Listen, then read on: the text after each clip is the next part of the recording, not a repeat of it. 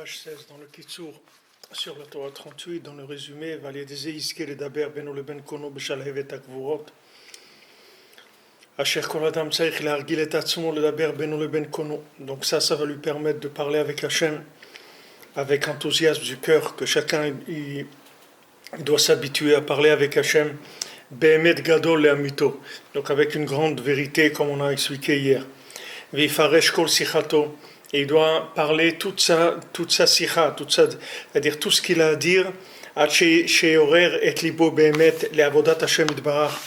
jusqu'à qu'il réveille son cœur, mamash, pour le service d'Hachem,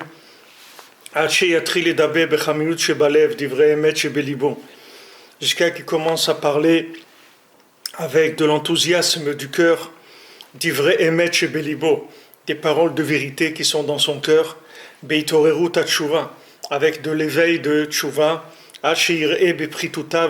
jusqu'à qu'il puisse se rendre compte de sa petitesse, et la grandeur d'Hachem, jusqu'à qu'il ait très honte d'Hachem. Donc voilà la méthode. La méthode, elle est là, elle est claire.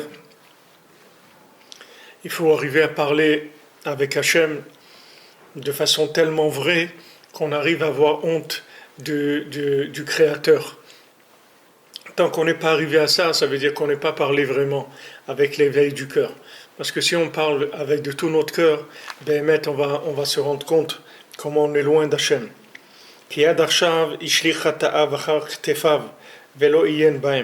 Parce que jusqu'à maintenant, il a laissé ses fautes derrière ses épaules, c'est-à-dire il a laissé de côté, il a pas du tout tenu compte de ses fautes. Il vivait, il faisait ce qu'il avait à faire, plus ou moins, etc.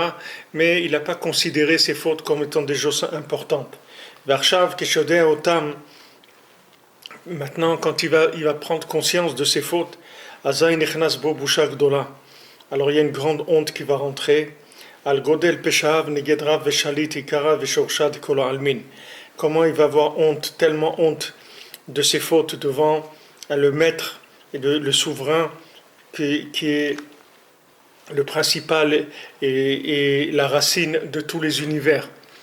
Comment quelqu'un il va se rendre compte de ce qu'il a, de ce qu'il vit. Tout notre problème, c'est qu'on ne se rend pas compte. C'est-à-dire, on vit, on croit que c'est comme ça. C'est la vie, elle est light comme ça, et on fait des choses, etc. Mais on ne se rend pas compte de ce que ça veut dire d'être une créature, d'avoir été créé par Hachem, d'être dans ce monde pour un but précis, et que Hachem, il attend de nous des engagements, des choses, des actions, des choses. Hachem, il attend de nous beaucoup de choses. Alors si maintenant, au lieu de faire ce qu'il attend de nous, on est en train de faire des bêtises, alors la plupart des gens ils ne se rendent pas compte, c'est-à-dire on est là, on ne voit pas l'importance de ce que c'est de ne pas être en accord avec Hachem. C'est très intellectuel comme approche. Notre problème, c'est que notre Torah, elle vient de notre tête, elle ne vient pas de notre cœur. Si notre Torah elle venait de notre cœur, on serait complètement différent. Le problème, c'est que la Torah, on la vit avec notre tête, on ne la vit pas avec notre cœur. C'est-à-dire qu'on a notre cerveau qui a compris des choses. C'est-à-dire on sait qu'est-ce qui est permis, qu'est-ce qui est interdit, qu'est-ce qui serait bien de faire, qu'est-ce qui n'est pas bien de ne pas faire, etc. Alors on s'oriente avec ça. Mais on ne vit pas cette chose-là, c'est-à-dire on ne vit pas ce que ça veut dire de faire une mitzvah, on ne vit pas ce que ça veut dire de faire une avéra, ce n'est pas du vécu chez nous, ce sont des notions, comme si vous parlez du code de la route. Par exemple, quelqu'un connaît le code de la route, alors voilà, il sait que quand il arrive à un rond-point, un truc, il doit laisser la priorité à droite ou il doit aller à gauche, etc. Alors il va vivre selon le code de la route. Mais la Torah, ce n'est pas un code de la route. La Torah, il faut la vivre. Ce n'est pas un code de la route. C'est-à-dire que ce n'est pas quelque chose qu'il faut vivre avec des notions qu'on a apprises. Ce qu'on a appris, c'est bien. C'est très bien d'apprendre des choses. D'apprendre le code de la Torah, les codes de la Torah, c'est très bien. C'est-à-dire de connaître la halakha, de savoir ce que Hachem il attend de nous. C'est très important de savoir ça. Mais ce n'est pas suffisant du tout. Il faut arriver à vivre la chose. De la savoir, il faut la vivre. Maintenant, ce que Rabbeinu nous donne, c'est une méthode pour vivre les choses, pour vivre la connaissance, pas pour savoir des choses. Maintenant, il y a des gens qui vivent leur connaissance, mais sans cœur. C'est-à-dire que maintenant, comme si vous dites à quelqu'un, par exemple, quelqu'un vous a reprimandé, vous êtes réprimandé, on va dire à la maison, un enfant, on lui dit voilà, tu aides pas, et c'est toujours les mêmes qui travaillent ici, etc. Toi, tu fais rien, tu viens, tu manges et tu pars, tu laisses la vaisselle, les trucs, tu fais rien. Alors comme on dit, on lui met les points sur les i, etc. Alors il vient, il dit, bon alors je fais quoi maintenant? Oh, tu veux quoi maintenant? Je fasse la vaisselle? Ok, allez, je vais te faire la vaisselle. Alors il va, il fait la vaisselle, d'accord? Maintenant, ça nous intéresse pas. C'est pas ça qu'on veut. Ça nous intéresse pas. C'est écrit dans Sippurim Maasiot, dans le fils du roi et le fils de la servante. C'est écrit que maintenant, quand ils ont été échangés dans leur berceau, alors chacun il a grandi dans un monde qui n'était pas le sien. Le fils du roi il a grandi dans une maison de servante, et le fils de la servante il a grandi comme un prince. Alors maintenant ils étudiaient tous les deux dans la même école. Alors le fils du roi, le vrai fils du roi, lui, il était attiré par des façons royales de vivre. Et le fils de la servante, lui, il était attiré par d'autres choses, dit Rabbeinu. Rabbeinu ne dit pas là-bas quoi exactement, mais d'autres choses, c'est-à-dire des choses qui sont pas des choses royales. Et maintenant, pourquoi il se comportait comme un roi? Parce qu'il était obligé, il dit là-bas, comme il grandit dans le palais, il est obligé la noblesse oblige, il est obligé d'avoir des attitudes d'un roi. Mais lui, il vit pas ces attitudes-là. Lui, il est en train de mimer une situation dans laquelle il est obligé d'être. Et maintenant, il n'a pas le choix. Il est prince. Le fait qu'il est prince, ça l'oblige à vivre. Par exemple, il a envie de manger un sandwich, il peut pas, parce qu'un prince, il mange pas un sandwich, c'est tout. Il a envie de manger un falafel dans la rue comme ça. Il peut pas. Parce qu'un prince, il ne peut pas manger dans la rue, comme ça, debout, en marchant, et manger. C'est pas possible. Pourquoi? Parce que c'est un prince, c'est tout. Mais lui, c'est un fils de servante, c'est pas un prince. Donc lui, il n'a aucun lien avec ces choses-là. Il le fait parce qu'il est obligé. Et le fils de roi, non. Le fils de roi, naturellement, il va vers des choses qui sont royales. C'est naturel chez lui. C'est-à-dire, sa nature, c'est d'aller vers des choses qui sont royales. Et maintenant, le fait que maintenant, il ne se comporte pas comme un fils de roi, c'est parce que la situation ne le laisse pas faire ce qu'il a à faire. Mais dès que maintenant, il y a quelque chose où on le voit s'exprimer, on va voir que c'est un fils de roi. Rabbeinu dit, dans l'Écoutez Moran, Rabbeinu dit que l'âme Israël, ils sont très loin des Averot. C'est-à-dire qu'un juif, il est très loin des Averot. Un juif, il n'a rien à voir avec les Averot. Alors on dit, alors comment ça se fait qu'il fait des Averot? Parce que maintenant, il est dans un système de fils de servante. C'est-à-dire, il vit dans un exil. Il vit dans l'exil de lui-même. Il ne vit pas dans sa vie comme il doit être. Donc cet exil de lui-même l'entraîne qu'il se comporte mal par rapport à sa véritable nature. Alors maintenant, ce que Rabbeinu lui donne comme Etzah dans la Hitbo des doutes, c'est d'arriver à sa véritable nature, c'est-à-dire d'arriver à de réveiller mon cœur jusqu'à ce que ça soit le moi véritable qui s'éveille. Pas le moi qui a été manipulé par la société. Je vous ai dit, Abraham Avinu Hachem, il lui dit, va-t'en de la maison de tes parents. Va-t'en, quitte ces endroits-là. Va te construire, quitte ces endroits-là. Pourquoi il dit quitte de ces endroits-là? Parce que Hachem, il lui dit, va-t'en de ces concepts-là qu'on t'a collés. C'est pas toi, ça. C'est pas toi. Si tu veux être toi-même, Echad Haya Avraham, Rabbeinu, il dit, dans l'Écoutez Moran, c'est une petite Torah que Rabbeinu, il dit, entre le premier Chelek, la première partie du Likutei Moharan et la deuxième, où Rabbeinu là-bas il dit Echad Haya Avraham, que tout ce qu'il a fait Abraham Avinu, c'est parce qu'il était seul dans le monde. C'est-à-dire, il s'est considéré comme seul dans le monde. N'oubliez pas, Abraham Avinu venait de Terach, quelqu'un qui faisait, c'était un prêtre d'Avodazara, c'était un idolâtre. C'est là-dedans qu'il a été éduqué, Abraham Avinu. Alors imaginez-vous qu'il serait resté dans la maison de ses parents, qu'est-ce qu'il serait devenu? Qu'est-ce qu'il serait devenu? Ça, je vous l'ai dit dans le shiur hier, j'ai dit dans le petit shiur de 5 minutes cette nuit. Il faut quitter les influences qui sont des influences sociales. C'est-à-dire, il ne faut pas rester la construction de la société. Il faut être soi-même. Et c'est pour être soi-même devant Hachem et ressentir cette honte-là par rapport à mon Créateur, c'est un rapport intime et unique entre moi et Hachem. Ça n'a rien à voir avec ce que les gens y croient que je suis ou croient que je ne suis pas. Rav Levi Yitzhak, à la fin de sa vie, il ne voyait presque pas. Et lui, il avait l'habitude d'aller tous les matins au kotel, il faisait de bodédout. Après la tfila, tout de suite après le netz, il allait au kotel. Donc à la fin de sa vie, il accompagnait, avec quelqu'un qui l'accompagnait pour faire Hitbodedut là-bas. Alors il y avait quelqu'un qui s'est mis derrière lui, il écoutait faire Hitbodedut. Alors il dit comment Rav Levi Yitzhak, il avait plus de 90 ans, et quand il faisait Hitbodedut, il disait Hachem, les gens ils me disent que je suis un grand rave, que je suis quelqu'un d'important et tout, mais moi je sais très bien qui je suis. Aide-moi à pas me laisser me rouler, que les gens ils me disent que je suis quelqu'un d'important et tout, moi je sais qui je suis. Aide-moi que je me roule pas, que je me laisse pas prendre par le fait que les gens ils me disent ouais tu es ça ou tu es ça, que j'écoute pas ce que les gens ils pensent de moi, que je me trouve béhémet, c'est-à-dire que moi avec toi que je sois émet, que moi je sache qui je suis, que je me laisse pas attraper parce que les gens ils pensent de moi, que ça soit du côté positif ou du côté négatif. Il faut pas se laisser prendre parce que par notre entourage, par la vision de ce qu'il y a autour de nous. Alors maintenant, l'Aïd-Bodédout, la parole, elle est faite pour nous trouver. Maintenant, le mariage, c'est la même chose. Quand c'est écrit « Aken Yazov Ish et Aviv veit imo veidabek bishto » un homme, il doit abandonner son père et sa mère et il doit se coller à sa femme. Pourquoi on dit un homme, il doit abandonner son père et sa mère?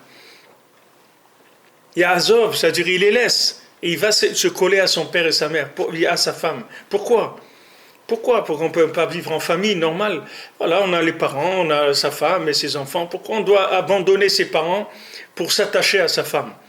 Parce que Béhémet, quand la personne elle se marie, elle va commencer à savoir qui elle est. Comme Adam Arishon, quand il s'est marié, quand Hachem lui a donné Chava, alors Adam Arishon, il a commencé à se reposer, à se détendre, à être bien. Pourquoi? Il a dit, ça y est, maintenant j'ai trouvé, j'ai trouvé l'essence de moi-même. C'est-à-dire que sa femme, c'est l'essence de lui-même. Parce que sa femme, c'est sa parole. La femme d'un homme, c'est la parole vivante de l'homme. Sa femme, c'est son dibour. C'est la parole. Rabbeinu dit, ta femme, c'est ta prière. C'est ça ta femme. Ta femme, c'est l'essence de ton âme. C'est toi-même, mais en vrai. Pas l'acteur de cinéma, que tu es un acteur de cinéma depuis que tu es né. Tu n'es pas un acteur de cinéma. Devant ta femme, il n'y a pas de cinéma. Parce que ta femme, c'est toi-même en vrai. Le vrai de toi-même. Pas le côté manipulé par la société d'un côté ou d'un autre. Ça peut être positif, ça peut être négatif. C'est-à-dire que la personne, elle peut des fois vivre une vie médiocre parce qu'elle s'est laissée influencer par les autres, parce qu'elle a eu des amis qui étaient médiocres, alors ils sont restés dans la médiocrité. Et il y a des gens d'un autre côté qu'ils sont laissés emporter dans des choses qui sont au-dessus de leur niveau, qui ne concernent pas leur niveau. Donc chacun, Hachem, il lui a fait un cadeau, il lui a donné une aide, quelqu'un qui va l'aider à savoir qui il est. Et qui est-ce qui va l'aider à savoir qui il est? C'est sa femme. Sa femme, elle va l'aider à savoir qui il est. Parce que sa femme, c'est lui en vrai. C'est lui sans manipulation de l'imagination. Voilà, sa femme, c'est lui. C'est lui en parole. Donc sa femme, c'est pour ça que la femme elle a reçu 9 mesures de parole, parce que la femme, c'est la parole. C'est-à-dire que la femme, elle est la parole d'Hachem. Quand on dit Kala, que la Kala, elle est la parole d'Hachem. Hachem Sefatai Tiftar, Eshet, la femme, elle est la parole d'Hachem, elle est la parole divine. Donc maintenant, quelqu'un, la Torah elle dit, tu dois abandonner ton père et ta mère et te coller à ta femme. Il faut que tu abandonnes ton père et ta mère. Ça veut dire que tu abandonnes tout ce qui a été ton éducation, tout ce parce que les parents, qu'est-ce qu'ils font de toi-même? Ils font la projection de ce qu'ils veulent de toi. Eux, ils attendent quelque chose de toi. Eux, ils ont un scénario sur ta vie et ils veulent que tu joues ce scénario-là. Mais toi, tu n'as rien à voir avec ce scénario. Toi, tu es quelqu'un d'autre. Comme il dit le Rachaim Akadosh, il y a des gens des Balei Tshuva et tout, qui naissent dans des familles. Ils n'ont aucun rapport avec la famille dans laquelle ils sont nés. Ils sont nés là-dedans, c'est tout. Vous prenez un guerre, par exemple, quelqu'un qui s'est converti. Maintenant, vous voyez quel rapport il a avec sa famille? Aucun rapport. C'est un juif ou une juive qui est née dans une famille non juive. Alors maintenant, petit à petit, il ressent des choses. Alors imaginez qu'il n'écoute pas ce qu'il ressent, qu'il va selon la famille. Mais jamais il va avancer dans sa vie. Il va rester toujours comme ça. Donc il y a un moment où il faut lâcher toutes les influences qui viennent de l'extérieur pour aller vers soi-même. Maintenant, aller vers sa femme, c'est aller vers soi-même. Parler avec sa femme, c'est parler avec soi-même. C'est parler avec le vrai qui est en moi. Donc de parler avec sa femme tous les jours, c'est aussi une obligation. De la même manière qu'on doit faire Hitbodedut et qu'on doit parler avec des amis, il faut parler avec sa femme aussi tous les jours. Parce que sa femme, c'est l'essence de lui-même. Donc ça va le recadrer par rapport au fantasme, à l'imaginaire qu'il y a dans ce monde. Dans ce monde, il y a beaucoup d'imagination. Il y a des gens qui se prennent pour des gens qui ne sont pas. Parce qu'ils ont été soit la projection de la société, soit ils ont eu ils sont passés par des endroits où ils ont cru qu'ils étaient comme ça. Qui on est? Qui est-ce que je suis? Je ne le saurai que par la parole qui m'a créé. La parole qui m'a créé, c'est elle qui va me dire qui je suis. Et pour ça, il faut que j'arrive à toute la vérité qu'il y a dans mon cœur. Que j'arrive, mamash, à parler avec Hachem jusqu'à ce que ça soit ma neshama qui sorte, comme c'est écrit, comment c'est écrit, Vaichapes ruchi. C'est-à-dire, je cherche mon souffle, je me lève la nuit et je parle avec Hachem, je cherche mon souffle, je cherche le souffle de moi-même, de mon neshama, qui est Hachem, qui est la partie d'Hachem qui est en moi. Et quand je touche ça, c'est ça la vérité. La vérité sur moi-même, c'est celle-là. C'est-à-dire quand j'arrive à réveiller le cœur dans la flamme du souffle divin, et à ce moment-là, je vais commencer à avoir honte, et je vais commencer à prendre conscience, mais qu'est-ce que je suis en train de faire? Qu'est-ce que je suis en train de faire? Qu'est-ce que je suis en train de faire de ma vie? C'est là où je vais commencer à réaliser ce qui se passe avec moi. Sinon, je vis dans quelque chose qui est un film, comme ça tous les jours. Le film, il a des séquences selon l'hiver, l'été, les besoins de Parnassa, les besoins de ci, les besoins de là. Et voilà, la personne, elle suit ces choses-là. Maintenant, si quelqu'un, il prend pas le temps de faire Hitbodedut tous les jours, c'est-à-dire de s'isoler. Quand je vous ai dit pourquoi s'isoler, le but c'est de parler, mais la parole elle viendra que de l'isolement. Si la personne elle n'est pas dans l'isolement, elle ne pourra pas parler. Parce que ce qu'elle va parler, elle va raconter des scénarios qui ont été écrits par ce qu'elle a vu par le monde. Mais il va sortir de vous si vous faites Hitbodedut, comme Rabbeinu dit ici. C'est-à-dire qu'en faisant Hitbodedut comme ça, il va sortir de nous des paroles qui ne sont jamais sorties, qui n'ont jamais vu le jour encore. Ces paroles, elles vont venir du plus profond de notre cœur, du souffle divin qui est en nous. Et ces paroles, c'est elles qui vont nous faire tchouva. C'est avec ça qu'on va revenir vers Hachem. Donc Hachem, il nous a donné des outils. Yazov et Aviv et Timo. Un homme, il doit abandonner son père et sa mère et il doit s'attacher à sa femme. Je l'ai dit dans le shiur cette nuit, c'est vrai que c'est un petit peu difficile de dire ça, mais on est obligé d'abandonner sa famille si on veut avancer dans la vie. Si on veut avancer, on ne peut pas vivre avec des influences qui sont des influences comme nos parents, ils nous ont vus du milieu dans lequel ils sont.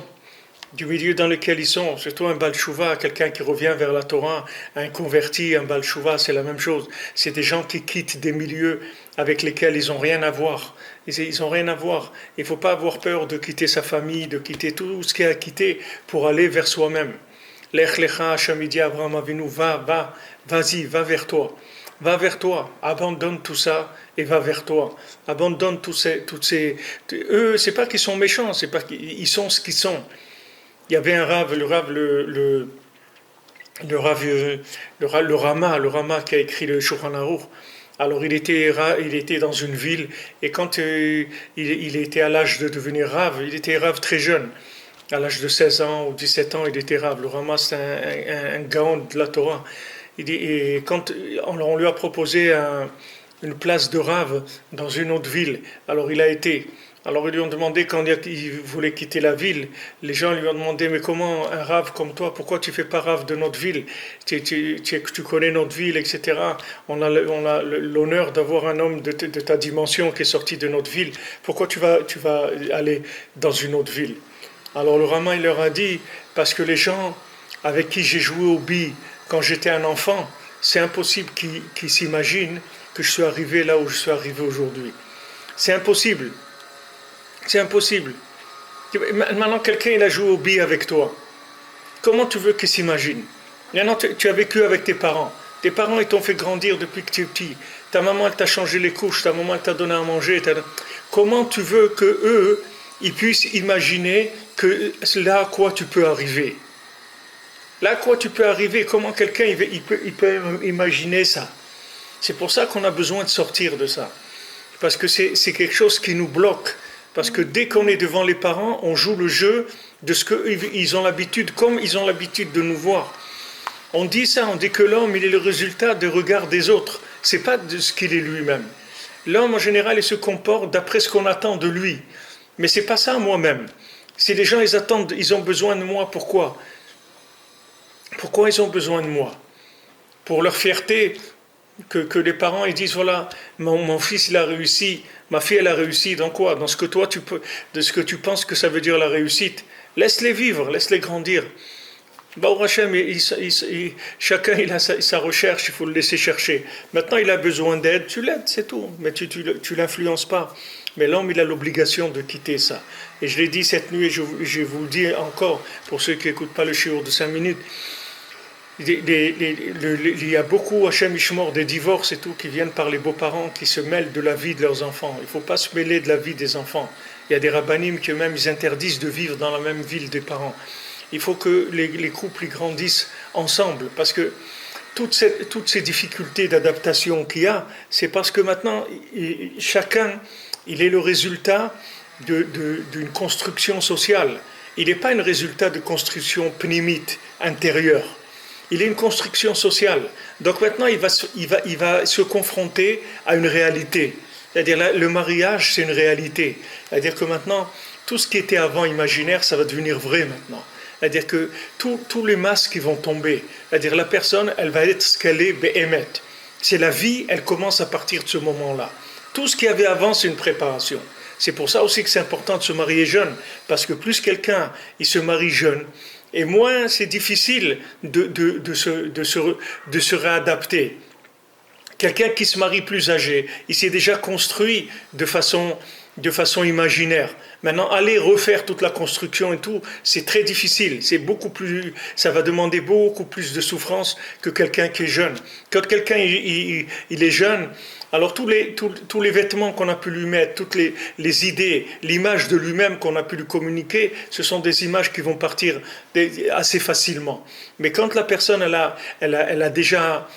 a déjà durci, comme le ciment et tout, vous l'avez laissé durcir, c'est beaucoup plus dur de casser tout ça et de refaire une autre nature.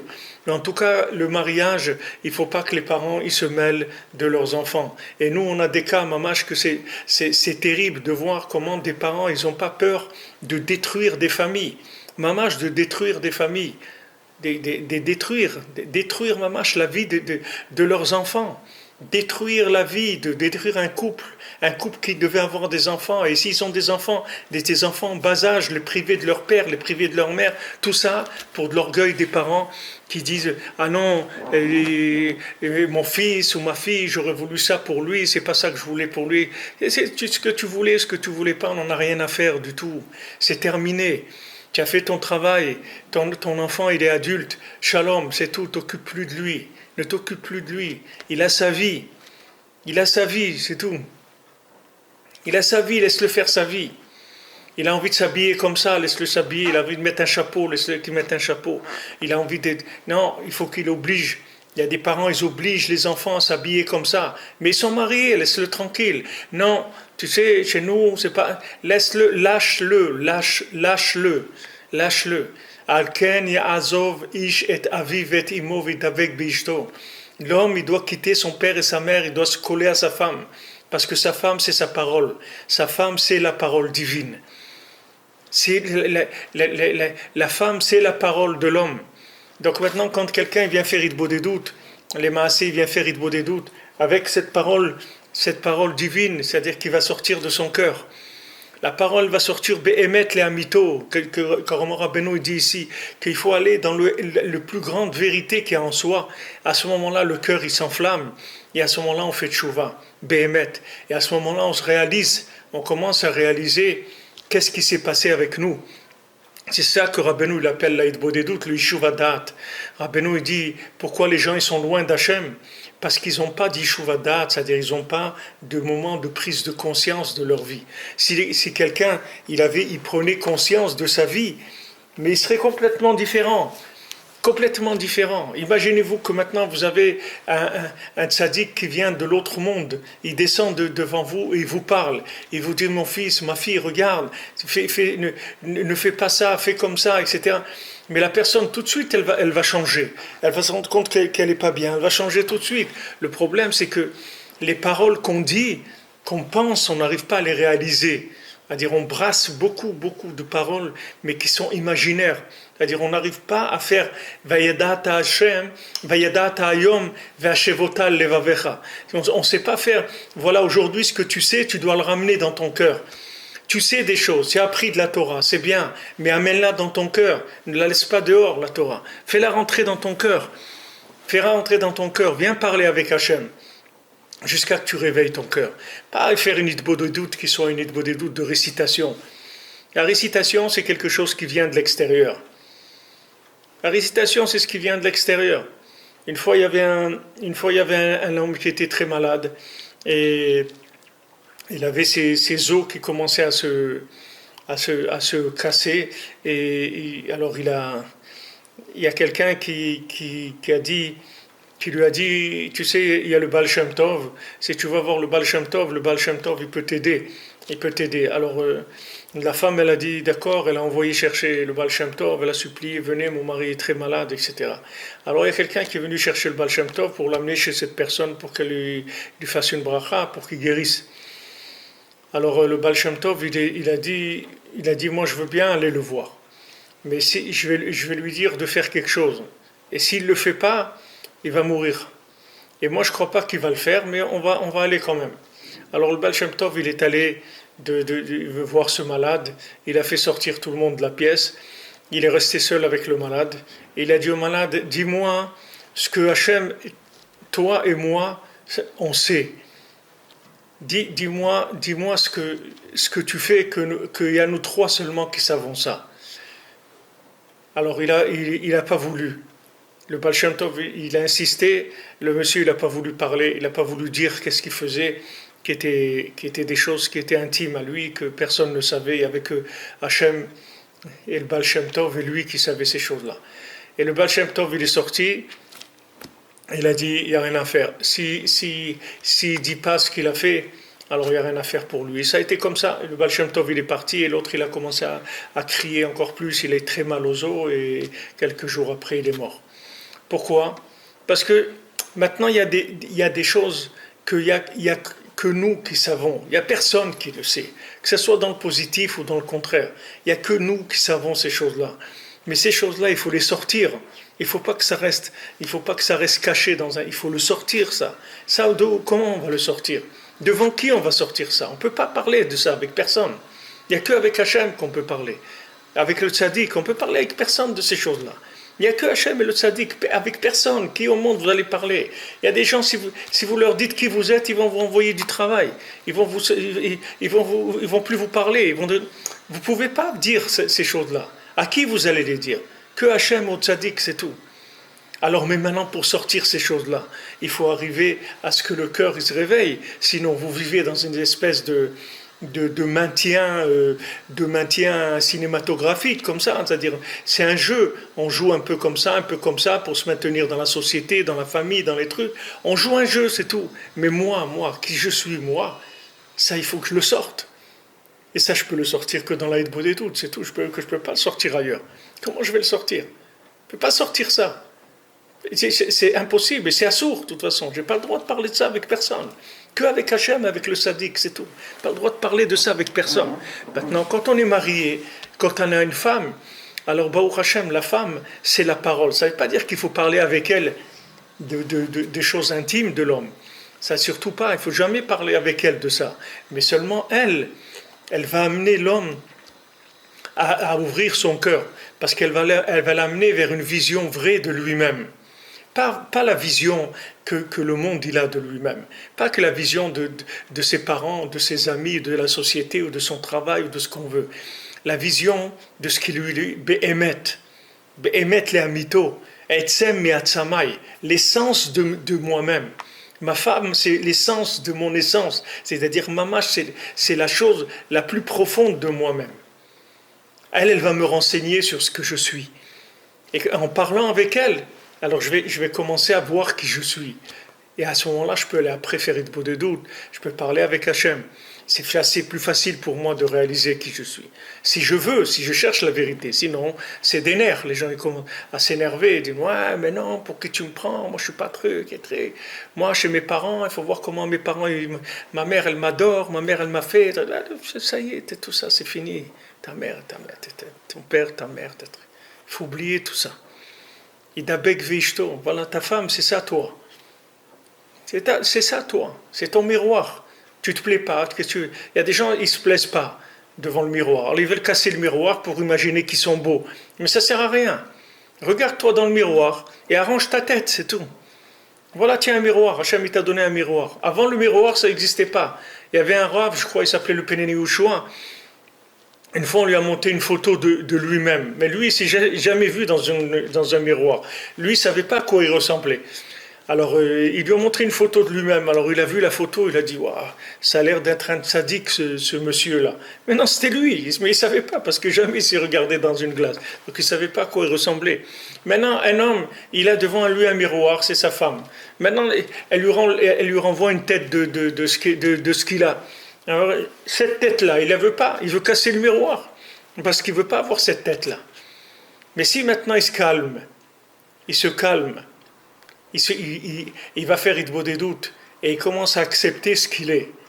Il faut accepter ce qu'il est. Voilà, c'est ça, le miroir, il m'a renvoyé cette image-là. Ok, j'accepte. Et avec ça, je vais travailler. Alors avec ça, il a déjà une base réelle de travail. Mais sinon, s'il construit sur l'imagination, comment il va faire? Comment il va faire? Il va passer toute sa vie dans l'imagination. Et il va terminer, il va rentrer dans un trou, et c'est là où ça va commencer la vérité. Et avant, tout ce qu'il y a eu, qu'est-ce que c'est? C'est rien du tout. Il a passé sa vie à des bêtises, à l'imagination. Même si c'est dans la Torah, c'est de l'imagination. Il faut aller vers la plimiout, vers l'intérieur de soi-même. Et ça, il n'y a que le dialogue avec Hachem. Jamais vous saurez qui vous êtes si vous ne parlez pas avec Hachem. Jamais. Jamais. Parce que si vous ne parlez pas avec Hachem, vous êtes un acteur de cinéma. Si quelqu'un ne parle pas avec Hachem, c'est un acteur de cinéma. Ce n'est pas un homme, il n'est pas vrai. Parce que vrai, ça veut dire... On va rentrer dans la tombe, on va se trouver devant Hachem. Ça, c'est vrai. Alors ça, il faut le vivre maintenant. Il ne faut pas attendre de rentrer dans la tombe pour ça. Il faut le vivre maintenant. Cette vérité, il faut la vivre maintenant, de manière à progresser, Be'emet. Il faut progresser, Be'emet, il faut avancer vraiment. On ne va pas rester comme ça. Et après, Même si quelqu'un, c'est un combinard, il a trouvé à s'arranger, comme on dit, il est messoudar. Celui-là, en hébreu, il dit c'est quelqu'un, il est messoudar. Ça va, il s'est arrangé. Il a sa petite parnassa, sa petite maison, ses trucs, sa petite place dans la communauté, dans le travail, dans les trucs, tac, tac, tac, il s'est trouvé sa petite place. Mais tout ça, c'est rien du tout, tout ça. Tout ça, il va aller dans un trou, il va laisser tout ça. Qu'est-ce qui va rester de lui-même? C'est ce qu'il a trouvé de vrai en lui. C'est ça qu'il a sorti de vrai en lui. Et ça, il n'y a que en insistant dans le dialogue avec Hachem, que son cœur il va se réveiller et qu'il va réaliser, il va dire, mais attends, qu'est-ce que je suis en train de faire? Qu'est-ce que je suis en train de faire? Il y avait une fois quelqu'un qui n'avait pas d'enfant, il est allé comme ça au Maroc faire les kivrei tzadikim, aller prier sur les tombes des tzadikim au Maroc. Et c'était en été comme ça, c'était le mois d'août, c'était le mois d'Elul déjà. Alors il est arrivé chez la tombe d'un certain tzaddik, et là-bas il y avait quelqu'un, un monsieur qui priait, et alors il lui a dit, fais-moi une bracha pour avoir des enfants, parce qu'il voulait avoir des enfants. Alors le monsieur lui a fait une bracha.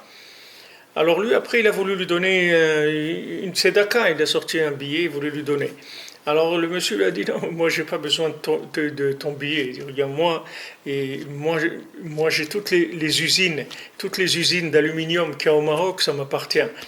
Mais seulement le mois de Elul, je quitte tout et je prends avec moi du pain et des dattes et je passe tout le mois d'Elul à faire les tombes des tzadikim. Tous les ans, c'est comme ça. Et voilà, c'était sa avoda. Pourquoi? Parce que ce monsieur-là, imaginez-vous un PDG d'entreprise. PDG d'entreprise, il a des usines, des trucs. Mais ce monsieur-là, il peut s'imaginer qu'il est un PDG. Ben voilà, qu'est-ce que vous êtes? PDG d'entreprise. Ok. C'est ça vous? Il dit oui. Non, ça c'est pas vous, ça. Ça c'est votre travail, mais c'est pas vous. Vous, il faut bien que tu prennes un moment pour savoir qui tu es. Si maintenant tu fais que fonctionner, d'après ce qu'on te donne comme endroit de fonctionnement, mais jamais tu vas savoir qui tu es. Jamais. Je vous avais raconté une fois, quelqu'un il m'a dit, un juif qui fabriquait du fromage. Alors il faisait du fromage dans une usine en Savoie. Et une fois, l'usine elle a changé. Ils ont refait l'usine complètement. Alors il est rentré dans le bureau du patron et il a vu là-bas un tableau qu'il y avait dans l'ancienne usine. Un vieux tableau comme ça, il n'avait rien de spécial. Mais ce tableau, c'était une tortue qui était sur un mur, en haut d'un mur. Alors il a été étonné qu'avec toute l'usine, ils ont refait à neuf, ils ont remis ce tableau-là de la tortue sur le mur, en haut d'un mur. Alors il a demandé au patron, il a dit, vous pouvez m'expliquer ce tableau, il a l'air vous avez l'air de l'aimer parce que vous l'avez amené. Alors le monsieur qui n'était pas juif, il lui a dit, je suis étonné que vous, un homme religieux, vous me demandez une question comme ça. Il dit, vous savez, moi je viens d'un milieu paysan, de famille très simple, très, très modeste. Et Dieu m'a donné une bénédiction dans ma vie, que voilà, j'ai une usine, etc. Mais dans la vie, on peut oublier d'où on vient, on peut oublier qui on est. Donc maintenant, vous voyez cette tortue, elle est sur un mur. Il n'y a personne qui peut mettre la tortue, elle ne peut pas monter sur un mur. C'est quelqu'un qui l'a mis là-bas. Parce qu'une tortue, elle ne peut pas grimper sur un mur. Donc si elle est arrivée en haut d'un mur, elle est posée, ça veut dire qu'il y a quelqu'un qui l'a mis en haut d'un mur. Et ça, il ne faut pas oublier. Donc maintenant, ce tableau, je l'ai en face de moi. Pour chaque fois que je peux un peu perdre la tête, croire que je suis devenu riche, etc., que je suis quelqu'un, alors je sais que c'est Dieu qui m'a mis là, c'est pas moi. Moi, je ne peux pas me mettre en haut d'un mur. Il dit, c'est pour ça que ça m'étonne que vous me demandiez ça. Alors ça, c'est quoi? Ce sont des prises de conscience que la personne, elle essaye de s'entourer avec des choses qui lui rappellent pour pas qu'elle perde la tête complètement. Parce que l'individu peut rentrer dans un jeu social où il perd sa tête complètement. Rabbeinu dit, avec rien que les besoins de ce monde, on peut perdre sa vie entièrement. Avec la parnassa, les trucs et tout, on peut se laisser complètement aller dans un système jusqu'au jour où la sonnerie de la récréation est terminée et on doit rentrer en classe et c'est terminé, ça y est. Maintenant, il faut pas en arriver là. Rabbeinu dit, il faut pas en arriver là. Rabbeinu dit qu'il faut faire Hitbodedut chaque jour. Mais Hitbodedut, ça ne veut pas dire encore parler d'après l'individu que je suis. Il faut que j'annule tout.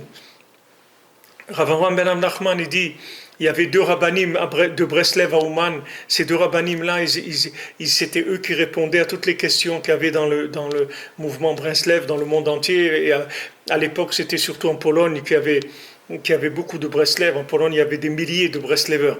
Alors, quand ils avaient des questions, ils demandaient à ces deux rabbanim qui s'asseillaient toutes les semaines ensemble, ils répondaient. Et un jour, il y a eu une dispute entre ces deux rabbanim, donc ils ne se voyaient plus, et chacun, il a écrit, il a dit, voilà, ceux qui veulent demander, ils peuvent demander ou à lui ou à moi, mais sachez que maintenant, on n'est plus ensemble, chacun, il fait son chemin. Ok. Alors, Rav Nachman, il a demandé, il a dit comment c'était de grands rabbanim, c'est pas des stams des Breslevers, c'était des sommités de Ouman, c'était parmi les plus grands qu'il y avait à Ouman. Alors, Avraham ben Nachman a dit comment ces deux-là, que c'est sûr qu'ils font Hitbodedut plusieurs heures par jour même. C'est-à-dire comment ils sont arrivés à se disputer et comme ça à dire celui qui veut aller chez lui va chez lui, mais nous en tout cas on n'est plus ensemble, etc. Alors Avraham ben Nachman il dit parce que quand ils viennent faire Hitbodedut, ils viennent pas avec en disant qu'ils savent rien du tout. Ils viennent avec déjà une idée préconçue qu'ils ont raison. Et par rapport à ce qu'ils ont raison, ils vont commencer à parler avec Hachem. Mais il n'y a pas une annulation totale. L'individu, quand il vient faire Hitbodedut, il doit savoir qu'il ne sait rien du tout. Même ce qu'il croit qu'il sait, il ne le sait pas. Même ce qu'il croit qu'il sait, il ne le sait pas. Quand Rabbi Nathan il a brûlé le livre brûlé de Rabbeinu, alors il a dit à Rabbeinu, je ne sais pas ce qu'il y a dans ce livre. Et Rabbi Nathan, il avait de la peine de brûler ce livre parce qu'il savait que c'était un livre très élevé et que pour que Rabbeinu reste vivant, il fallait brûler ce livre. Alors quand il a brûlé ce livre, il a dit à Rabbeinu, je ne sais pas ce qu'il y a dans ce livre. Alors Rabbeinu lui a dit, ce que tu ne sais pas, ça aussi tu ne le sais pas. C'est-à-dire quand tu dis je ne sais pas, ça ne veut rien dire je ne sais pas. Ce qui est important, c'est de la profondeur quand tu dis je ne sais pas. Qu'est-ce que ça veut dire je ne sais pas? De quoi tu veux parler que tu ne sais pas? Qu'est-ce que ça veut dire je ne sais pas? Je ne sais pas, Béhémet, tu ne sais rien du tout. Béhémet, les amito, que tu ne sais rien. Mamash, rien. Tu viens devant Hachem, tu ne sais rien, absolument rien. Tu n'as pas raison, tu n'as pas tort, tu ne sais rien. C'est tout. Tu viens parler avec Hachem, c'est tout, mais tu ne sais rien. Donc tu lui dis tout ce que tu as, tout ce qui se passe avec toi, tu lui racontes. Et quand tu vas parler vraiment, tu vas voir ton cœur, il va se réveiller. Et quand ton cœur, il va se réveiller, tu vas prendre conscience de l'endroit où tu es. Et quand tu vas prendre conscience de là où tu es, tu vas commencer à pleurer.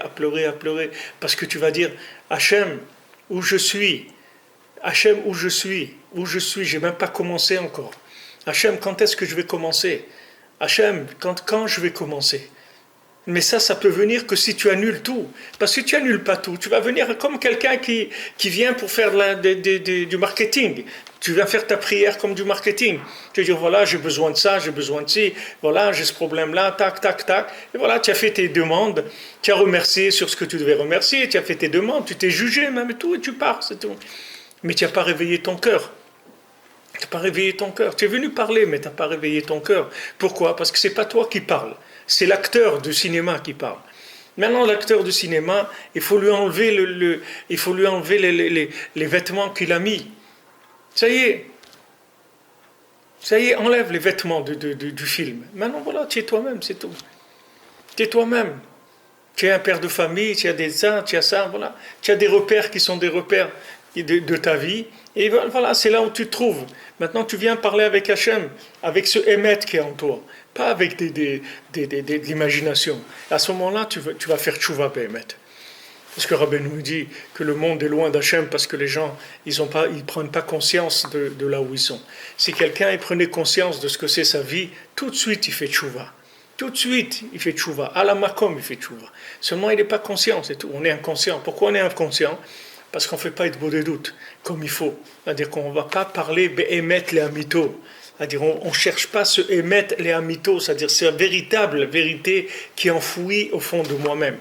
Parce qu'on brasse d'imagination un maximum. On est dans du virtuel et de l'imaginaire, un maximum de fantasmes, etc.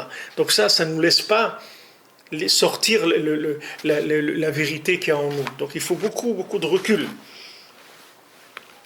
Alors Rabbeinu dit, Ubetrila, Adaina Busha Ena Bepoel Alpanav. Et au début, quand il commence à prendre conscience de son niveau éloigné, alors la honte, elle n'est pas encore sur son visage, c'est-à-dire on ne voit pas la honte sur son visage.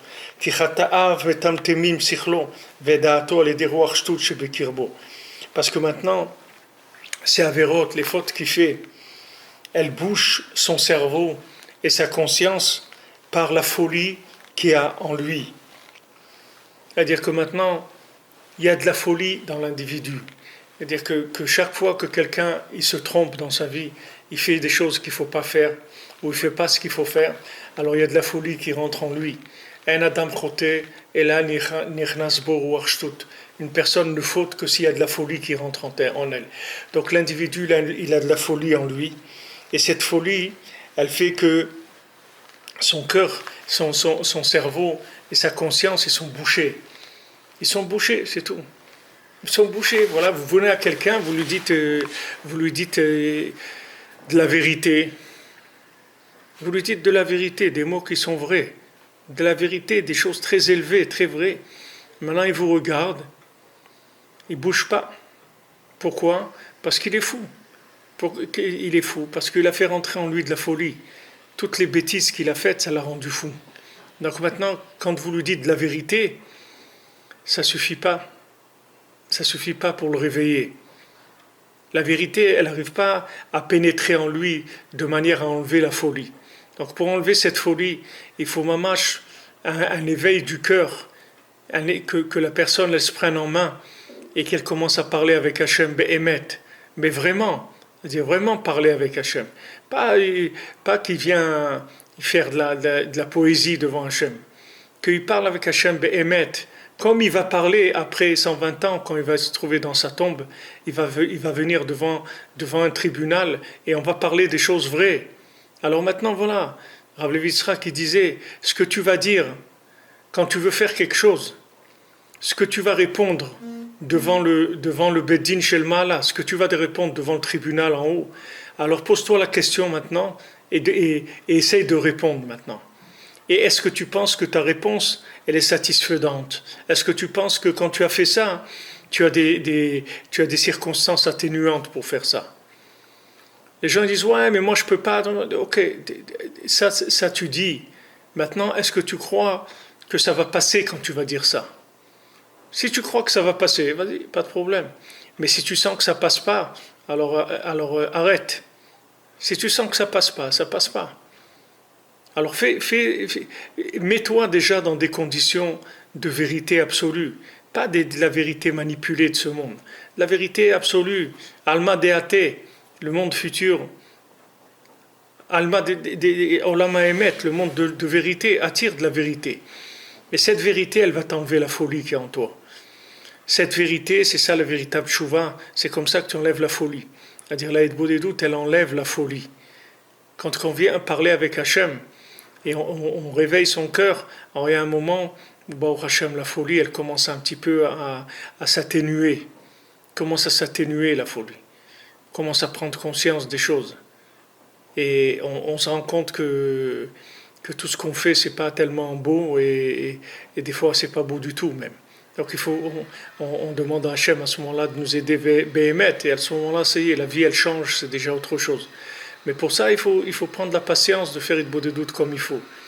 Il faut s'isoler, béhémettre, être tranquille, avoir vraiment la tête et le cœur tranquilles, où on est bien, qu'on n'a pas d'interférences qui viennent, etc. Donc, ça, c'est des conditions, il faut prier pour ça déjà, pour arriver à trouver ces moments-là. La tombe du tzaddik, c'est un des endroits où Baruch Hashem, on peut faire une bonne doute, comme Rabbi Nathan, on voit qu'il venait tout le temps à Ouman, et il dit je vais à Ouman tout le temps, peut-être que je vais là-bas arriver à parler Béhémet, peut-être que ça va s'ouvrir, parce que quelqu'un quand même, il vient devant le tzaddik, et si le tzaddik, il lui ouvre un petit peu le cœur, alors la personne, elle va commencer à sortir ce qu'elle a vraiment à l'intérieur, si elle accepte cette vérité-là. Tout dépend de combien elle cherche. En tout cas, il dit ici qu'au début, la honte, elle n'est pas mamache effective sur son visage. Pourquoi? Parce que ces avérotes, elles ont bouché son cerveau et sa conscience par la folie qu'il y a en lui. C'est-à-dire que la folie, elle lui a bouché sa sensibilité. C'est-à-dire qu'il n'arrive pas à être sensible à la vérité parce qu'il est fou.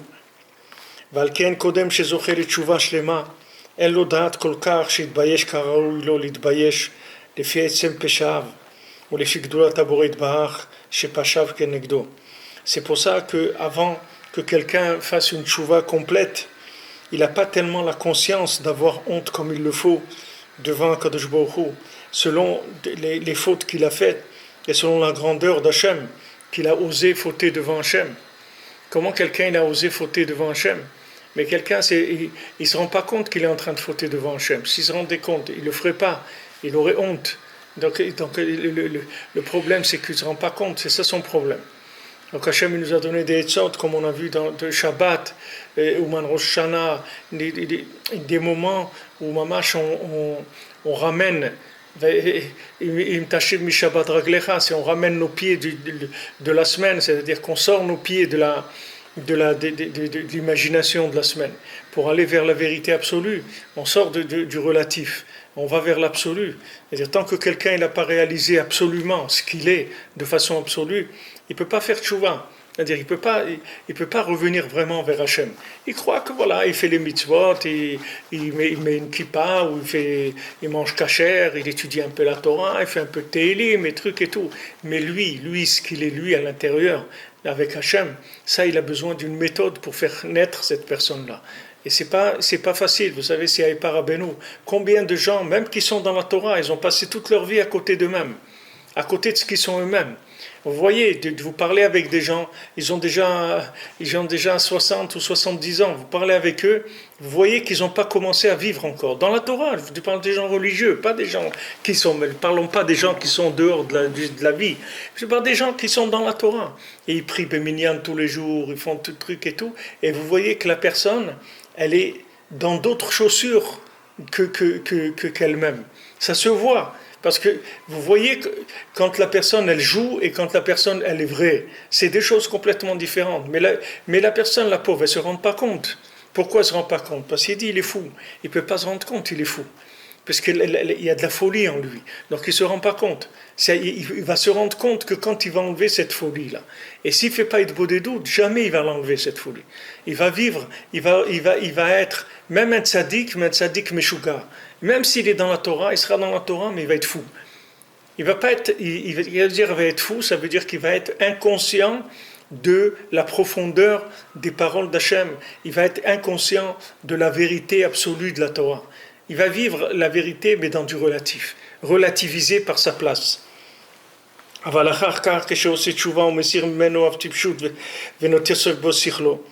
maintenant, après, quand il fait tchouva, il enlève la folie qui est en lui.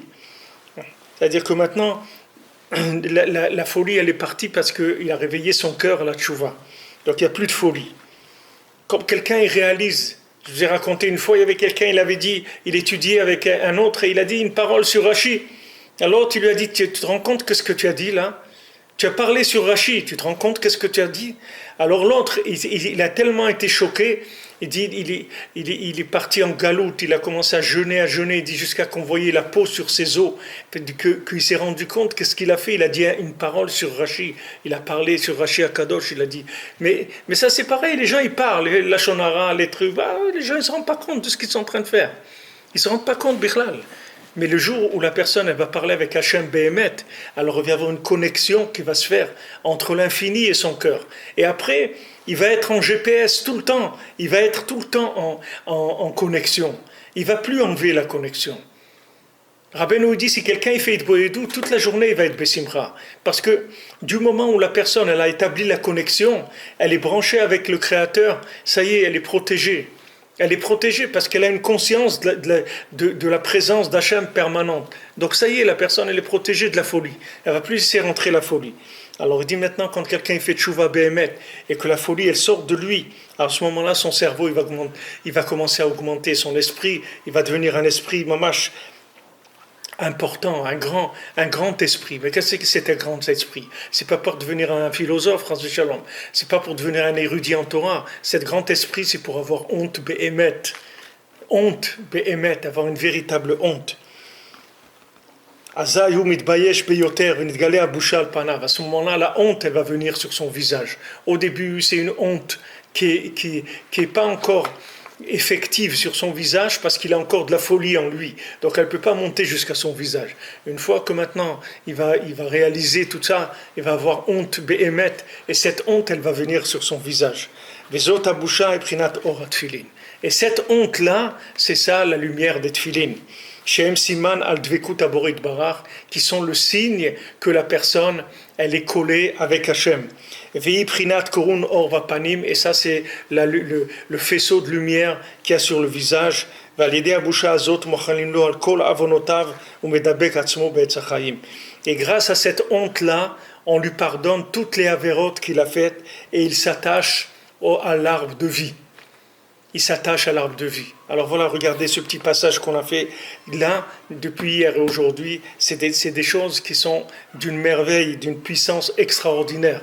Mettre que chacun il peut regarder la brochure page 16, passage Zayin dans le Kitsur, sur la Torah, la Maîtrette, et il y a une telle profondeur, une telle vérité, une telle douceur, une telle merveille dans ces paroles-là, que chacun, quand il va réaliser, si on arrive à réaliser ce qu'il y a écrit là, demain on va reprendre un petit peu la fin parce que j'étais un petit peu vite, mais sur ce lien de la lumière des tfilines, il va savoir qu'est-ce que c'est des tfilines, qu'est-ce qui s'appelle être davuk b'Hashem, être collé à Hachem. Qu'est-ce que ça veut dire être collé à Hachem? Qu'est-ce que c'est la lumière du visage, c'est-à-dire la présence divine qui est en nous et qui nous donne cette honte-là par rapport à Hachem. Bezrat Hachem, bonne journée.